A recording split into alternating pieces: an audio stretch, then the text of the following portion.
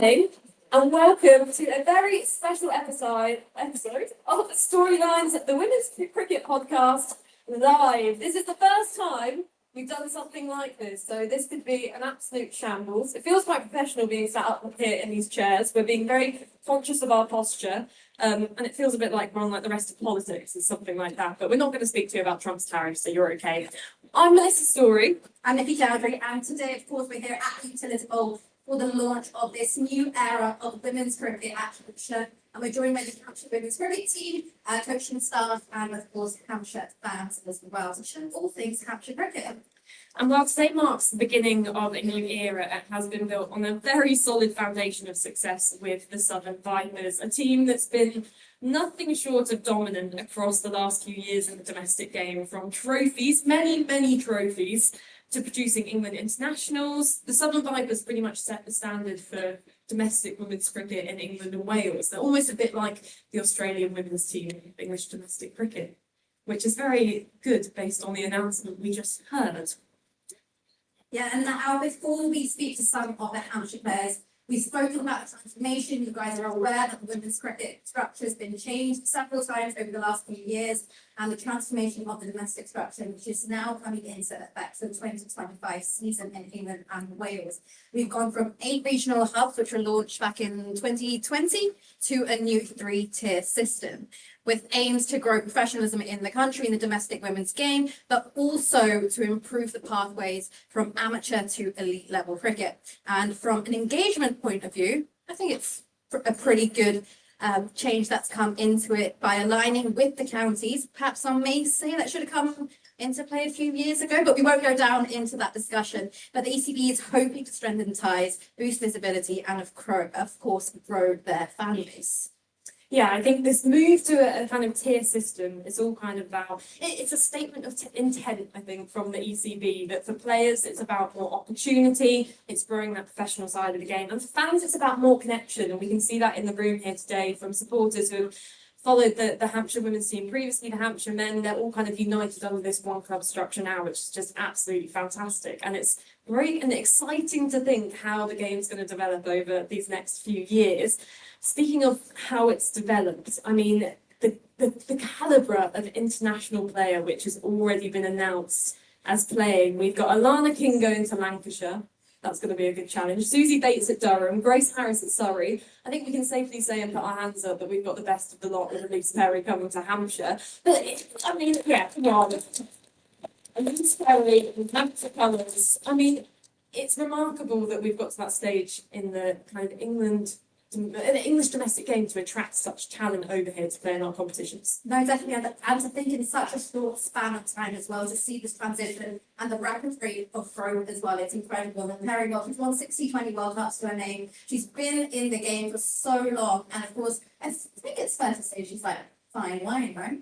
I mean, she's definitely got better with age. You can say that entirely, but yeah, it's really exciting, and also just a pretty big, I guess, time you could say in the women's game. So I'm sure many people like me had these early alarms set for the Women's Ashes campaign, and lots of optimism following the 2023 Ashes, which was such a good series to follow and go to the games. We all know what happened from there. We don't need to go over it at all, because I'm sure the Australian women's team will keep reminding us every single time they have the opportunity to. But it did feel like a good wake-up call, and as I say, maybe even a turning point in the women's game. And having a very exciting new England women's head coach to lead the way forward in Charlotte Edwards, I think that deserves a round of applause for itself. And I'll be touching on the appointment of Charlotte Edwards as the new women's coach in a bit with just some of the players. But I think, Nikki, just quickly, I mean, you couldn't ask for someone with better credentials, I think, to be picking up that role for England. No, of course not. It's so important to have someone who's walked the walk and can talk the talk, and to be able to lead England into a very important league. You've got West Indies coming over, India's coming over, then of course the Women's World Cup later in India this year. Well, who would you choose? Who out of everyone that was there? Now we're going to get our first player up to the front. So can we have the captain, Georgia Adams, to come up? New questions.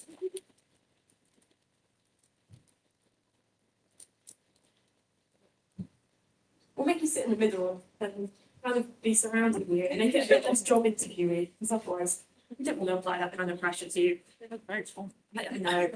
We're a very professional setup here, as you can tell. I mean, captain of the Southern Vipers for such a while and now captain of Hampshire, you just must be so proud to kind of continue with this great bunch of players. How does it feel to kind of take on this new role? Incredibly lucky, actually. I mean, I'm not going to lie, as someone who came up through the Sussex ranks, I got invited 3 years ago to play in a Hampshire Legends game, and they gave me full Hampshire kit, Hampshire hat, everything, and I just said, do you know that I'm not actually officially a Hampshire player? But I kept hold of the stuff, so it's like, you know, one day I must have known one day I would be sitting here as Hampshire captain, but do you know what? It feels great. It's a real honour for me, and I'm really lucky to have this group of people around me and the staff that we do to take us forward. So you touched on growing up playing a CAG up at Sussex, and then obviously now here at Hampshire, you've seen the game change from what it was from under 12s, under 11s, county agent to where we are now. Just walk us through that, how that goes for you. Yeah, wow, it's come a long way. I think I got my first pro contract when I was 26. So I think that just goes to show that, albeit I thought at the time I was very well placed, Sussex delivered a great pathway structure for girls cricket, and every decision I made pretty much from the age of 10 was around cricket, and I was lucky to go to cricketing schools. I went to Loughborough University, who had a great women's cricket programme, but there was no domestic contracts in place. So essentially, I think actually when I was at university is when England women got their first contract. So that was probably only going back 10 years or so now. So there's not really been these pathways in place. So it's really exciting now for young cricketers knowing when they're coming up through a pathway system and through our academy program here that, you know, you can have a really lucrative career in doing what we love, which is great. One more question. You came from a cricketing family, so you've seen that all around 24/7. Is that something you envisioned when you first started out playing the game? Like, this is something that I could do this for a living? Yeah, for sure. I mean, it's different. I think when I was younger, all I thought about was cricket. All I wanted to do was play cricket. I was madly obsessed. I grew up pretty much Hove was my back garden. But, you know, interestingly, I never once processed the fact that at that point in time there was no career in terms of financially. It was always just a hobby. But equally, you know, I feel very fortunate that I grew up in a manner where, you know, when I was 17, there probably weren't the same pressures that are on 17-year-olds nowadays. So you can look at it, there's pros and cons of everything. But I think what I'm most grateful for is when I left university, I filtered out of the England Academy programme. They dropped me. I was devastated. I didn't know what to do because there was no pathway in place. And I got an amazing job at a school which had a cricket centre, which meant that I had a gym and some nets 10, 20 steps from my office, and I used to drag Ian Cox, who's now coaching our academy, in any spare moment we had down to the nets to keep chucking balls at me. So when that phone call came from Adam Carty, who I'd never met before, never heard of before, saying, you know, we'd like to offer you your first professional contract at the age of 26, I sort of thought, you know what, I was really, really grateful that I kept a job in women's cricket and in cricket, and I kept coaching in cricket, because I wouldn't be here today if I didn't. Just to touch on the Southern Vipers, you obviously had one of the best viewpoints. What, in your opinion, was the reason the Southern Vipers was just such a successful setup? I think it's the people. I think everyone who was part of the Southern Vipers brand and environment cared.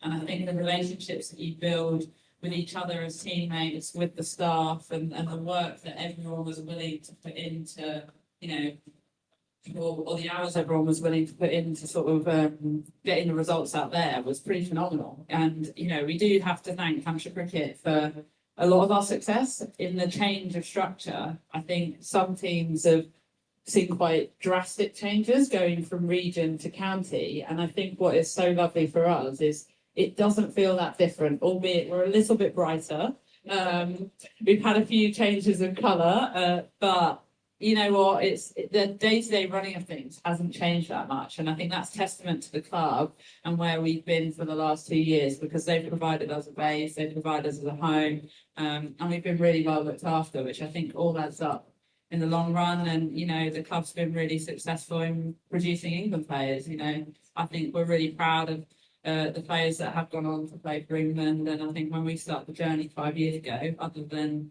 Danny Wyatt, not one of them was already a contracted England player. So they proved through their performances that they've really had to earn those contracts. The good thing about the kit being at least attempt to blind the opposition before the day. Yeah, it's a distraction. Yeah, distraction tactic. And you know, you mentioned the support which you've had down here. It's always been a venue where, you know, records have been broken in terms of attendances, and just looking around the room today in terms of supporting this squad of players. There's just so much there, which is fantastic to see. To touch on a new coach, of course, because Paul Pritchard, until the end of the 2025 season, the new coach for Hampshire Women, that deserves a round of applause, certainly. And then just chipping into this a bit, what's it? With Paul for these last few years, and what can we expect from him as a coach? He's quite the poet. Oh,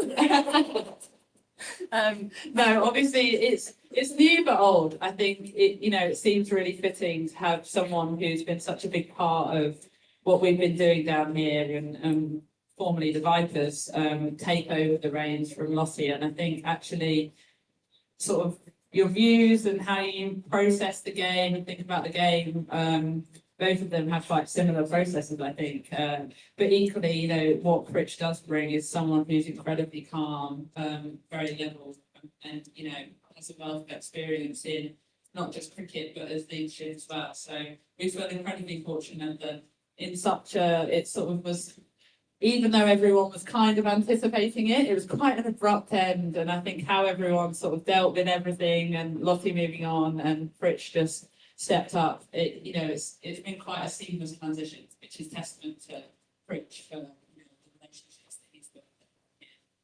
You just touched on it, but obviously everyone's really glad with Charlotte Edwards' appointment as head coach of the England side. How has that been as a squad for you? How have you guys taken that, and how do you look to take the season on?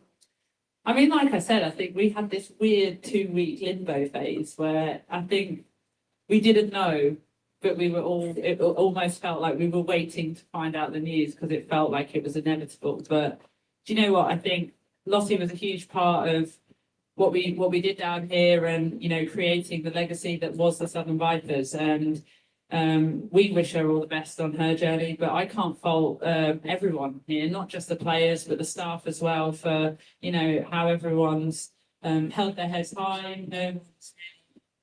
Mentioned it. I think everyone was sad to see us together.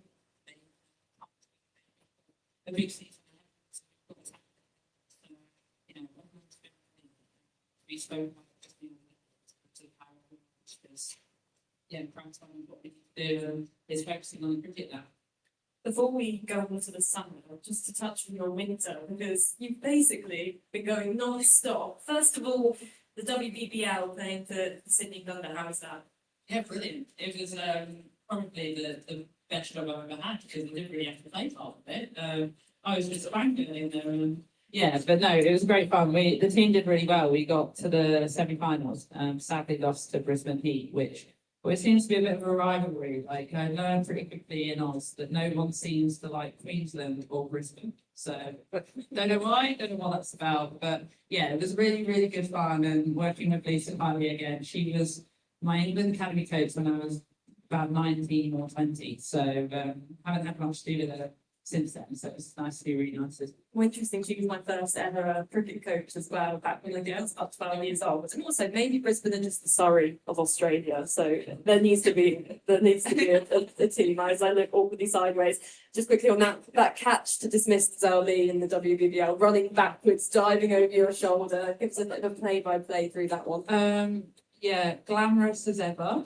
As if anyone's seen me in the field, I kind of fell, I think. I don't know if you can call it a dive. And then we both looked, I remember feet literally next to me. I just put a hand out, and we both looked at the hand and the ball was still in it. And we were like, oh my goodness, it's there.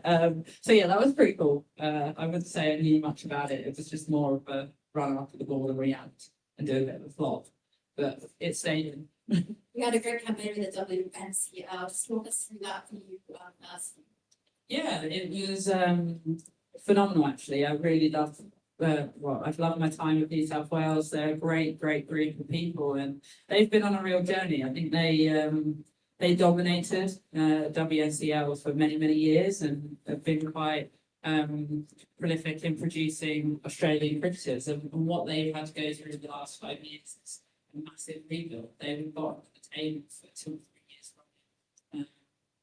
And they've got a lot of young players. So I'm not gonna lie, I wasn't sure if we were quite ready this season to go all the way over the title. We've had 4 out-and-out batters inside, 2 of which were below 22. But you know, when the cricket gods seem to kind of just look after you, and a few things sort of fell our way, and we needed SA, who had been storming the groups. I think South Australia needed to lose to Western Australia, who were bottom of the table and had barely won a game. Sorry, Dats. And Western Australia pulled a huge win out the back to beat South Australia, which meant we got propelled into the final on like net run rate or something like that. And then 3 days before the final, Georgia Bowl got called up for the WPL. So Queensland was seemingly the most beaten they've been all season. So everything kind of fell into place. But yeah, they're a great group of people. It's a great experience for me. I've learned a lot. And it's been really good. Have you had much time to relax and coming back and kind of getting stuck into this English season? I can sleep until a few days in Dubai. But no, and I think it's very much my choice. I'm well aware of, at my age, that if I want to go and do these things, I've still got a role to play here, and Hampshire deserve to get the best out of me. So I've tried to be smart and manage my time slightly better, and make sure that when you do get pockets of time, that I really utilise it. But no, I feel good. I feel ready to go. I did take a couple of weeks, but if I'm truly honest, I had 2 days at home, and I was itching to get back and see everyone. So it's my own fault.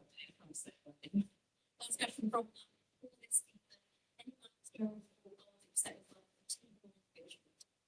Yeah, I think, look, we've got quite a new team. It kind of reminds me to when we first started out this 5 years ago. We walked onto the pitch and we didn't quite know what to expect of ourselves, but we wanted to stick together as a group, have a great time playing cricket, show people what we can do and compete. I think that's all we can ask for really as a squad. We're all very competitive. Everyone walks out onto the pitch wanting to win. So I think we set ourselves the target of we want to make finals in all formats if we can. But yeah, I think the main thing is let's stick together and let's have a lot of fun. And there is a final question, but 5 quick fire ones for you. Are you ready? Favourite shot? On drive, Favourite ice cream flavour? vanilla. Don't judge me. Cricket idol? Elise Perry. A close finish or a big victory? Close finish. And then heads or tails when you're in the middle? Always was tails, but now it's heads. I never win a toss. So we're trying a new thing. Okay, I like that. Yeah. Nice, amazing. Thank you very much, George Adams. We're gonna get Cathy Milgrove and James Gibbs up in next. If they're ready to come up. Oh, right. There we go. Come on, we'll drag the other chair over. Round of applause, please.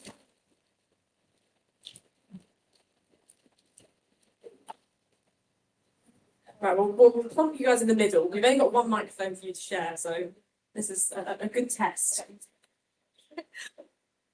There we go. Oh, thank you. Amazing. Well, first of all, thank you for coming up here, and great to kind of see, as we've spoken about, such a kind of young team. It must be a really exciting time for you guys in your careers. Just for a bit of background, I guess, first of all, can you tell us a bit about your cricketing journeys to this point? Well, I'm from Oxfordshire, so I started playing Oxfordshire cricket when I was about 8 years old, and then we progressed through the age groups, and then made it into the Southern Vipers Academy, and then just went from there, really. Yeah, mine was pretty similar. I was at Sussex from the age of like 10. I got into the Vipers Academy at like age 14. I was in there for like 4 years, and then this is my first year in the main team. That's it really. I mean, can you guys recall your debut domestic match? Do you experience bad experience? That was a good experience with at Chelmsford. I think we lost, but again, great experience. I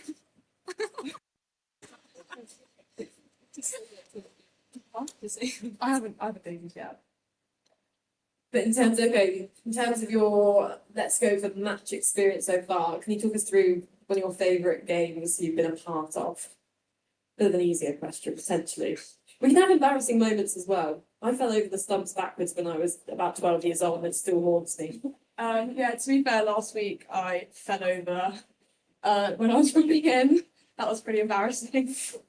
There you go. As long as, luckily, every single thing is recorded these days. So if you do that on your senior debut, then in a few years' time, when we ask again, then you'll be able to say, yep, I ran into goal and I fell over. So that was fantastic. I mean, how have you found integrating with this kind of team environment and having such a kind of wealth of experience, but also a lot of other younger players in the team? And then also, we saw the reactions to when the news of Elise Perry came up. What was that like for you? What's it been like in this changing room? I feel like it's a lovely group. Like everyone gets on really well. We've gelled really well. And like the senior players, is, I mean, great to look up to. And I mean, the reaction of Lisa Perry, I can't lie, I was shocked, and I can't wait to meet her. She's one of my idols. So yeah. Okay. Do you think you're gonna be able to kind of keep it cool or play it cool, or do you think you're just gonna go full like selfie within the first 5 minutes? I don't think I'm a selfie, but I think I'll try and pick her brain for me. She's a phenomenal player, so yeah. Yeah, it's been a really nice like integration, to be fair. Once you get to your last years in the academy, they try and integrate you a bit more, you get to know everyone. So I knew Gaz for a while. Obviously, she was at Sussex, coached me when I was actually quite young. So it's been a nice integration. You know everyone quite well once you get in here. So yeah, it's been really good. In terms of finding balance with everything, training, matches, personal life, social life, and of course academics, how do you guys go about that? I can't lie, it is very hard, very challenging. I mean, you take up a lot of time here for training and matches, but I mean, it's great because it's what we love. So I think, yeah, it is challenging at times, but I mean, I love it really.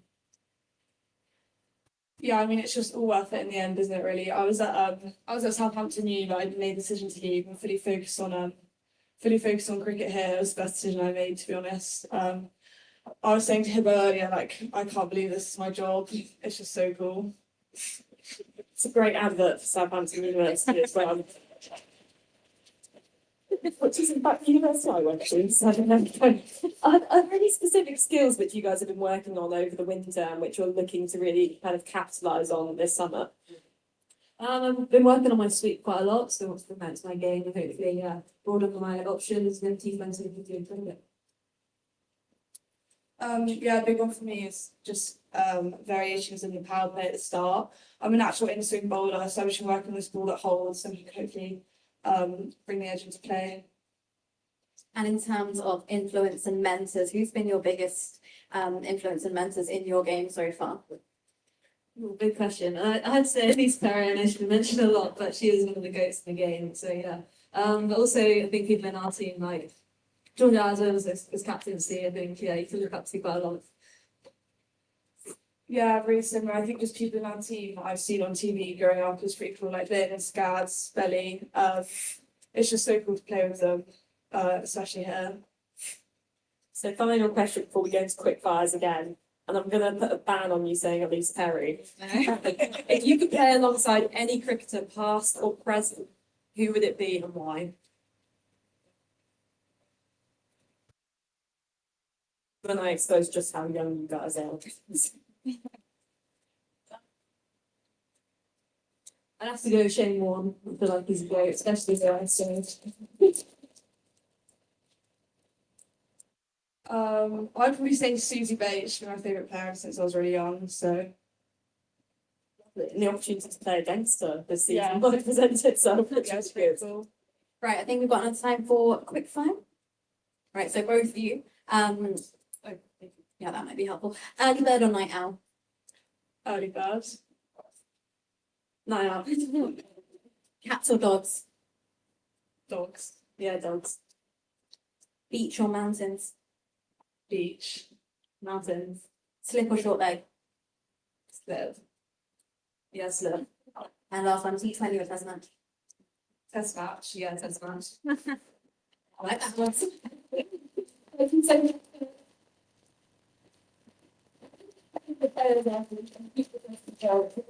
Thank you very much. Can we get Lindsay and Freya to come up to the front? There we go. They're all really prepped. There was even a coordinated stand up and walk to the front. It's like watching synchronized swimming. Lovely. There you go. Round of applause for Freya and Lindsay, please, everyone.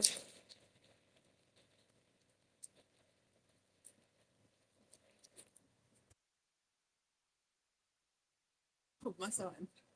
There we go. Yeah, we've decided you're starting prayer. I mean, first of all, thank you so much, guys, for coming up and having a chat. First of all, very exciting period to be involved in the women's game.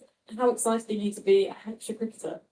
Yeah, very exciting. I don't think it's something I probably would have said I'd ever do if you asked me 15 years ago, growing up at Sussex. But yeah, obviously a kind of new era for women's cricket, and yeah, it'll be really exciting to play in it, be part of it, and hopefully showcase Hampshire. Go on then.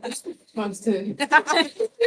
No, yeah, obviously, like Gav said earlier, it's not too much of a big change for us, having Hampshire look after us very well for a number of years now. But yeah, I guess there's so much excitement, especially around some of the youngsters coming through as well. Hopefully we can do some special things this year. So that's one big thing, obviously, we're emphasising is this one club kind of dynamic, and this is I guess looking at the men's side of thing, a team with a long history of success as well, and then with the Southern Vipers, we've spoken about that legacy as well. Is Georgia kind of mentioned that it feels like there wasn't that too much of a bumpy transition, it was really smooth, but how have you been supported by the club in kind of becoming the Hampshire women's team and becoming part of this one club? Yeah, it's been brilliant. Obviously we've had support throughout a number of years now, but yeah, or even like little things like getting our own change rooms with our own little name tags, and stuff like that. But yeah, the support from the club from the offset has been really good. And obviously taking on the colours as well, which is something. A lot of consensus on the yellow this evening. This is when suddenly Hampshire has a giant rebrand next year and everyone's wearing bright pink. I like the yellow, I think it's nice and bright. But yeah, go on. Talk us about through the mentality and how that's changed since the Tier 1 system was announced. How did you guys find that as players, and your thoughts on it?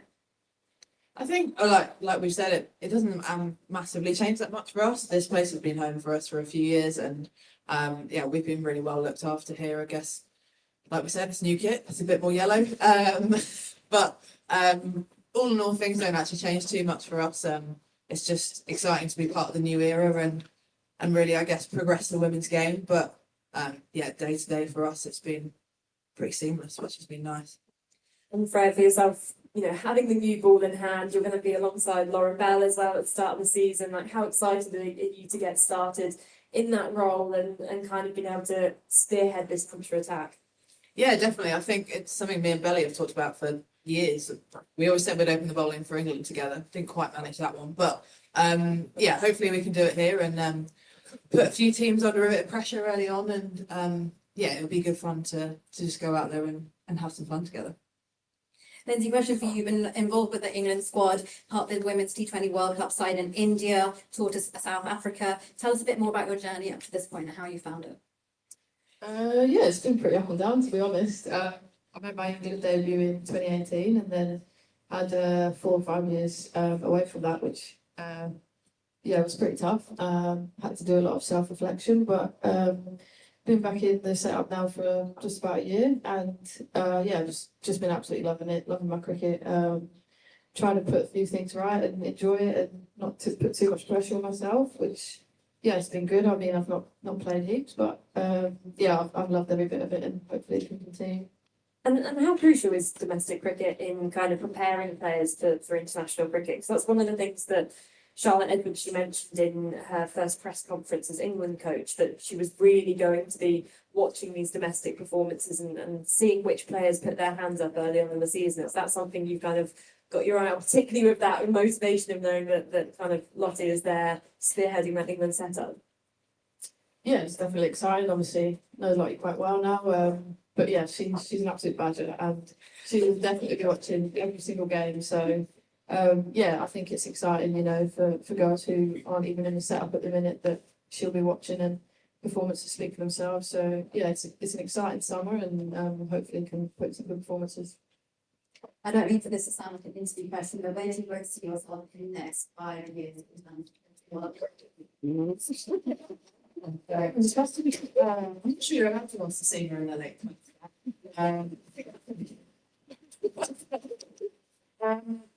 Yeah, I think in all honesty, I'm not looking too far forward.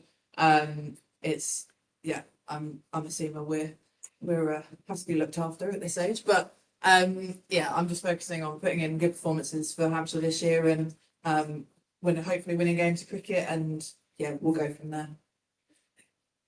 Yeah, so I'm also getting on a little bit. So yeah, I don't like to look too far ahead, but like I said, it's a really exciting year this year, and hopefully with some of the youth coming through as well, pass on that knowledge and have a really successful year and see what happens. This is one thing I've spotted, I think, in women's cricket, that you do tend to hit the age of 23 and people start calling you an experienced campaigner or, you know, a bit of a veteran. And it's never the best thing to hear, absolutely at all. But like, you guys do occupy that role model position in the team. How does it feel that there are younger players in this team looking up to you, and that experience you've had playing for different teams and playing internationally as well? How does that make you feel?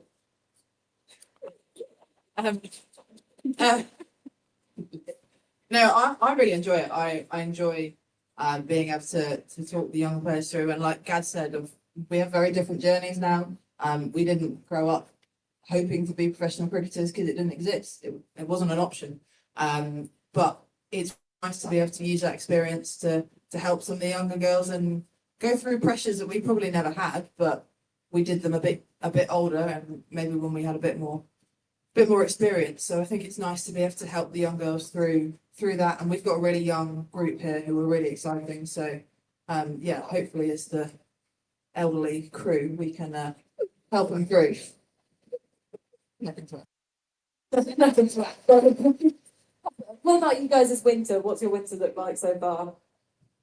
The winter that's just The winter that's just been, or unless you've got a crystal ball and we can get a bit of that would be wonderful.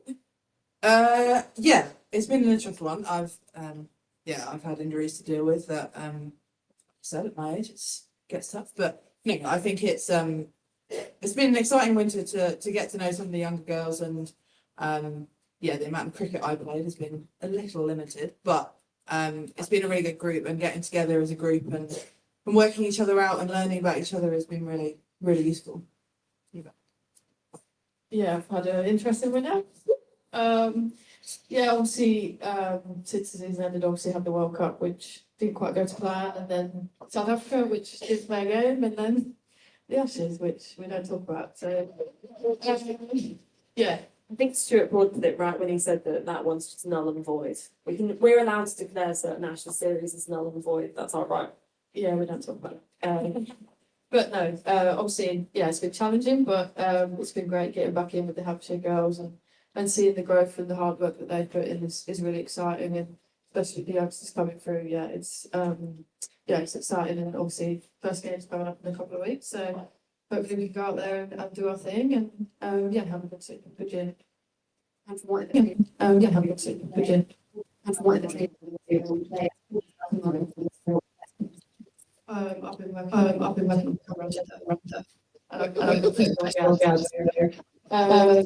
yeah, I've been putting lots of hours in batting when I've not been playing. So yeah, just trying to. It's hard when you're away and you're not playing games. But yeah, just trying to improve in little ways that you can, and yeah, get ready for a big year at Hampshire. Yeah, similar actually. It's been a lot of batting going on this stage. Yeah, I think a few little tricks with the ball that hopefully we can see this season. But yeah, most of the winter's just been about helping the young girls through and figuring out as a team how we can get better. With all this batting practice, I can't wait to see Hampshire locking up scores of 400 plus in these first 2 rounds of the season with all these hard pitches. You mentioned the season just around the corner. What fixture are you most looking forward to and why? Any personal rivalries, local rivalries, grounds where they just do good teas maybe? I only know one and it's the first game, so. No, I think for me, it's always nice to, although they're Durham now, obviously my old team was Yorkshire and, yeah, a lot of good friends in that team, so it's always nice to get one over on them. Yeah, probably grounds wise, I've got a lot of time to Taunton, played a lot of my cricket in KSL days, going back up to Taunton. So obviously with Somerset being tier one, I'm quite excited to get back there. Well, it's not generally involved as paradise, but you never know. I'm a batter now, so it's fine. Right, should we move on to some quick fire questions? Yeah, go on. Okay, we've got 10 lined up for you guys. So first of all, bat first or bowl first? Ball first of me. What's your wicket celebration? Oh, sometimes it's not PG, so. So, I'm the other end of the spectrum, and I need to work on that one. BBC. We've had some very rowdy sign-offs this season. Pizza or pasta? pasta, That's the Coffee or tea? coffee, Hitting a six or getting a wicket? hitting a six. yeah, hitting six Right, some more. In the ring or on the boundary? on the boundary. Boundary. This is not a quick fire one, but most embarrassing way to get out. Yeah, in your opinion, what's the most embarrassing way to get out? Or has been the most embarrassing way you've gotten out? I'm sure I don't. I've not done it, but hitting your wicket's got to be pretty dumb. Not done it yet. TBC. Yeah, we'll go with that. Starter or dessert? Dessert. Dessert. T20 trophy or 50 over trophy? T20. T20. And last question, T20 or test match? T20. Test match. There we go. Right, there we have it. Thank you guys so much for coming over and talking to us. There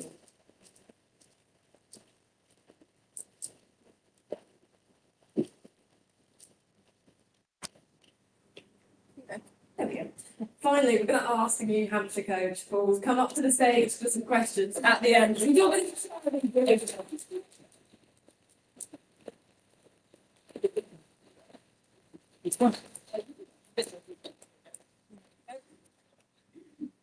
Thank you.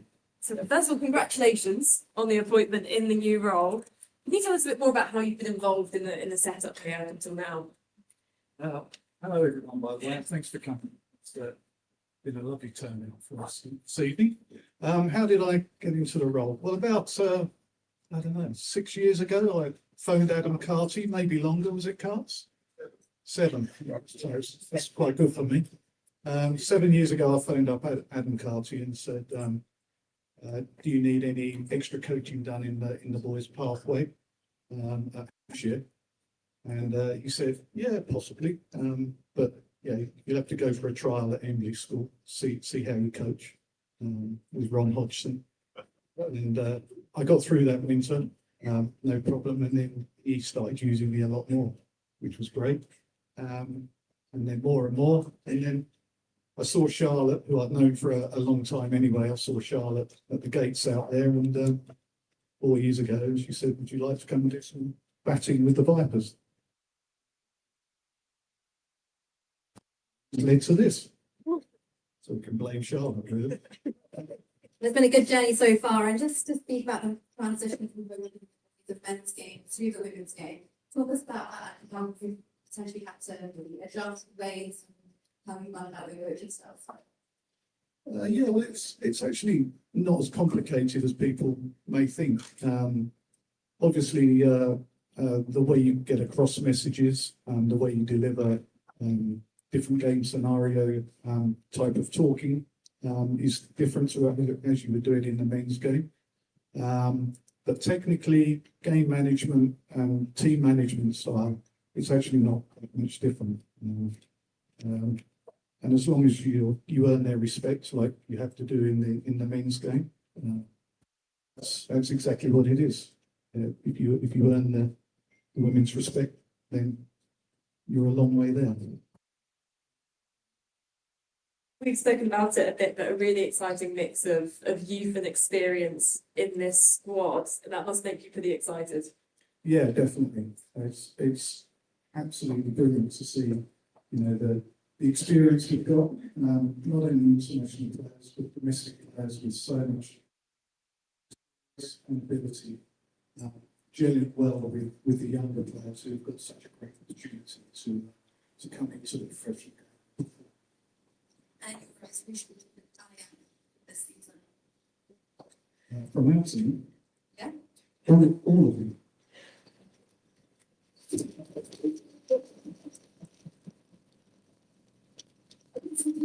The opposition Hampshire up against this summer, who have you kind of identified as the biggest challenges to those titles you're going to be pursuing in the 50 over and the 20 over formats? All of them. No, there's a couple of teams that have gone deep with their squads. One of them we played against today. But I think generally, it's going to be a pretty even summer when the international players go on there and do their stuff with Lottie. Then I think it's going to be pretty even, and we back ourselves to be competitive against most, if not all, of the other counties. And with the announcement of Elise Perry this evening, a player of such high caliber, what impact will she have on this side? Well, huge, I think. I mean, it doesn't get much better, does it, than Elise Perry? But my first reaction was the influence she's going to have on the group as a whole, not only on the pitch. We know what she can do on the pitch, and we hope she repeats some of that for us. But off the pitch, I think is so valuable to have someone of her experience, and she's such a great human being as well. We'll give and give, and the girls can learn so much off her in the month, 6 weeks she's here. And I guess, what does the signing say about the state of the English and Welsh women's game in terms of this talent which they're drawing in? Do you think this is something we could have expected from this restructure of the women's game? How's it going to benefit the growing professionalism? Well, as I said, I think overseas players play a role off the field as well as on the field. If you get the right overseas players, which we are very lucky to have Charlie and Elise coming over, not only are they excellent cricketers, but they are great human beings and will give loads and loads to the whole club and to the players especially. Going back to playing days, the overseas players we had when I played, they gave so much and we learned so much off them, which is huge. And if they perform out there, which obviously we hope they do, that's even better. And as coach, what message do you have for the Hampshire family, the players, the fans, the supporters that come and support you throughout the season as well? So someone might need to remove their vehicle from the gates. No, that's mine. It's all set up as part of the ploy to avoid this question. Hopefully the car's not too bad in the wrong position. But as we said, message to the fans. Players and fans. Well, my favourite message is stay level, as the group know. We had a great chat the other day, and don't look backwards, don't look too far ahead, stay in the present, and make sure we compete and do our very best at that time. Should we finish with some quick fires? Go on. No, Here we go. A bucket hat or a normal cap? normal cap. The outfit did suggest that. I kind of walked into that one. Bat first or ball first? Heads or tails? Tails. I'll go for the favourite ice cream flavour one again. Oh, vanilla. It's a very easy team to order for if anyone ever wants to put an ice cream company or anyone. Just all vanilla. Final one, Nikki. Teach my name over. I'm going 50 over. Amazing. Thank you so much for the questions. It's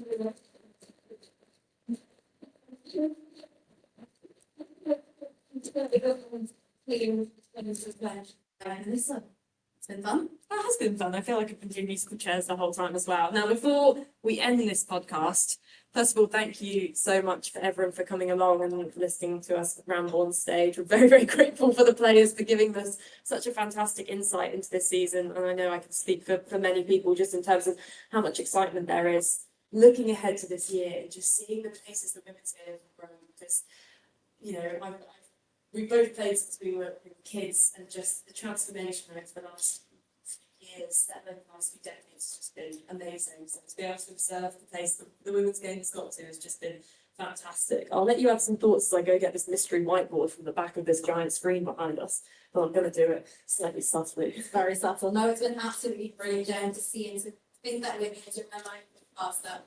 So it's got something Melissa and I have not thought of 2 years ago when we started it. So thank you to Hampshire for stand as well.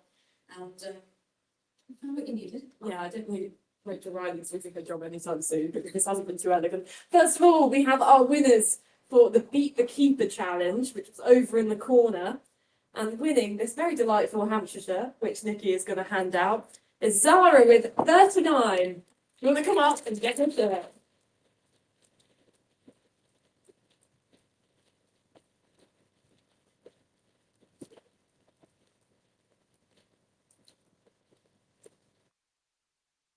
And for the Power Hitter challenge, outside, our winner was Flo.